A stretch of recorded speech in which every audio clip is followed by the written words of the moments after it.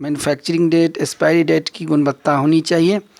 अब जिसमें देखिए सुधा का दूध है, सुधा का दूध में जो डेट है, पैकिंग डेट, एक्सपायरी डेट, ये सब चीज़ नदारत है। हालांकि मैंने एमडी को इस चीज़ को व्हाट्सएप के माध्यम से जानकारी दिया है और कहा है कि आप संज्ञान में लेते हुए इसका एक बार निरीक्षण करवा लें, क्योंकि होली पर्व में जो खाद्य पदार्थ आपके सुधा प्रोडक्ट का है उसमें डेट, बैच नंबर होना अति आवश्यक है।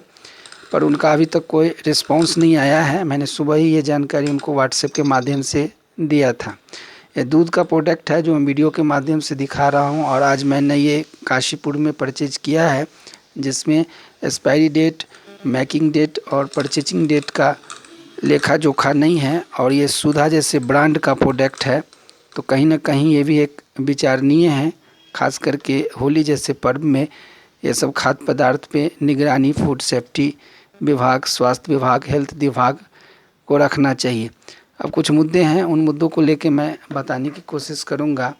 बिहार के समस्तीपुर जिला मुख्यालय अंतर्गत समस्तीपुर नगर या समस्तीपुर जिले के 4 अनुमंडल साबुर पटोरी हो या फिर दलसिंह सराय हो, रोसड़ा हो या सदर समस्तीपुर हो, बाजार समिति प्रांगण हो, यहाँ पे जो खाद्य पदार्थ है उसका पैकिंग डेट, बैच नंबर नदारत रहता है। ग्रामीण शहरी परिवेश में कच्चे दामों पे काजू, किशमिश, बादाम, छोहारा, मखाना, नमकीन, चटपटा खाद्य सामग्रियों को पैक करके आम लोगों के बीच बाजार बनाकर सामग्री उपलब्ध करा दिया जाता है।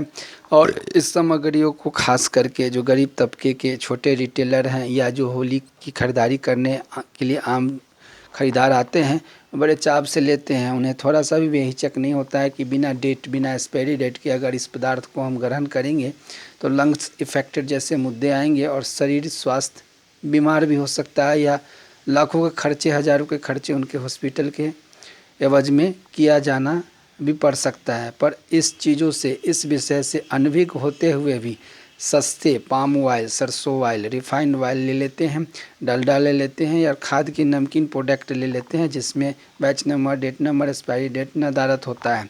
और ये सबसे बड़ी जिम्मेदारी जो फूड सेफ्टी के ऑफिसर हैं, फूड इंस्पेक्टर हैं, खाद्य उपभोक्ता विभाग के जो मार्केटिंग अफसर हैं, उनको होना चाहिए। अपने प्रखंड में, अपने शहर में, अपने नगर में संबंधित जितने भी दुकानदार हैं उनकी तलाशी लेके उनको चेतावनी देना है कि एक्सपायरी चीज़ आपको नहीं बेचना है। पर ऐसा होता नहीं है। और आपको बताते चले, जानलेवा लाखों का खाद्यान्न, खाद्य पदार्थ, सामग्री, मसाला बेहिचक बाजार में खुलेआम बिक रहे हैं, कच्चे दामों पे उपलब्ध हैं। भोले वाले आम जनता इसे सच्चा समझकर, कच्चा समझकर और कम दामों में बेहतरीन चीज़ समझकर ज़बरदस्त खरीदारी कर लेते हैं। जब इस विषय को लेके कई दुकानदारों से हमने बात किया तो वो दुकान बंद करके या फिर उनके जवाब गोलमोल देते हुए निकलते बैठे।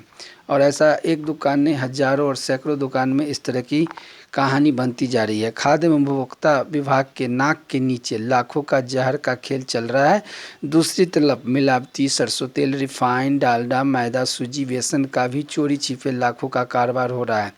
बताते चले कि बेस्ट चॉइस एक ऐसा प्रोडक्ट है जिसमें 910 ग्राम एक पाउच का वज़न होना चाहिए, लेकिन अगर ईमानदारी पूर्वक उसको वज़न किया जाए तो 800 ग्राम का पाउच होता है। जो भी खुलेआम बिक रहा है 800 ग्राम का पाउच, यानी कि 910 ग्राम के एवज के पैसे में 800 ग्राम का पाउच बेस्ट चॉइस का पाम ऑयल, रिफाइंड ऑयल बाज़ार में उपलब्ध है। जो छोटी सी आंशिक लापरवाही है और इस पर किसी की नज़र नहीं है। जहरीले केमिकल की शिकायत भी इस बेस्ट चॉइस स्कूटर जैसे कई पदार्थों और कई खाद्य प्रोडक्टों से मिल चुका है, लेकिन लिहाजा इन सब चीज़ों से अनभिज्ञ खाद्य पदार्थ, पेय पदार्थ में बिना डेट, पैकिंग, एक्सपायरी डेट के कई प्रोडक्ट छोटे रिटेलरों के दुकानों पे उपलब्ध है। ज़रूरत है कि हर खाद्य पदार्थ को देखकर परख कर खरीदारी करनी चाहिए। फूड इंस्पेक्टर, हेल्थ डिपार्टमेंट, खाद्य एवं उपभोक्ता संरक्षण विभाग के अधिकारी को संज्ञान लेना चाहिए, क्योंकि अभी खास करके हिंदू पर्व होली आने वाला है और होली के साथ साथ जो ड्राई फ्रूट्स जैसे मसले हैं उसको रमज़ान से जोड़ के भी देखा जा सकता है। हमारे मुसलमान भाइयों का रोज़ा पवित्र पर्व चल रहा है और उसमें जो ड्राई फ्रूट्स मार्केट में है, काजू, बादाम, पिस्ता, किशमिश, ये अनपैच्ड, अनपैक्ड, अनडेट, अनएक्सपायरी डेट से देखें तो मार्केट में धड़ल्ले से बिक रहा है, और सस्ता होने के या जल्दीबाजी होने की वजह से जो आम ग्राहक है, हमारे मुसलमान भाई है, वो भी ध्यान नहीं देते हैं। और बाद में ये मसला बन सकता है जब कोई व्यक्ति इसके खाने से बीमार पड़ता है और अस्पताल का चक्कर लगता है, तो उसकी जिम्मेदारी दुकानदार, होलसेलर, रिटेलर नहीं लेता है। लेकिन अगर इस पे कठोर कार्रवाई अभी से विभागीय हो जाए और जितनी सारी दुकानें हैं, जिला मुख्यालय का हो, ग्रामीण कस्बे का हो, या मेन चौक चौराहे का है, वहाँ पे फूड इंस्पेक्टर या इससे संबंधित जो पदाधिकारी है अपने मॉनिटरिंग में जांच पड़ताल करे, तो इसमें बहुत सारे केसेस नहीं बन सकते हैं और बहुत बड़ा हादसा को भी टाला जा सकता है। दोस्तों, होली पर्व हो, रमज़ान पर्व हो, दीपावली हो, या कोई भी पर्व हो, उसमें जहर फैलाने और जहर बेचने का कारोबार सिस्टम होता है। खास करके खोआ, मेवा, मिठाई के साथ साथ नमकीन प्रोडक्ट के साथ साथ पेय पदार्थों के, खाद्य पदार्थों के साथ। तो इसमें सावधानी उपभोक्ता के साथ साथ आम जनता के साथ साथ संबंधित पदाधिकारियों की भी होनी चाहिए। पार्थ खबर में मैंने इन सभी विषयों को क्रम वाइज वीडियो बना के डाला हुआ है।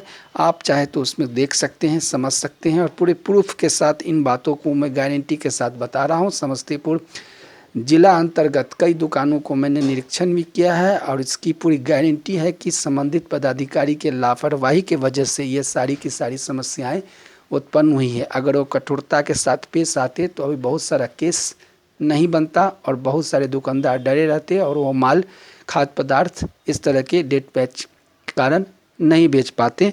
तो अब मेरे इस वीडियो को संज्ञान ले, जानकारी ले और ज़्यादा से ज़्यादा शेयर करें, सब्सक्राइब करें। आपका दिन मंगलमय हो, सेहत आपका अच्छा हो, यही मैं कामना करता हूँ। जय हिंद।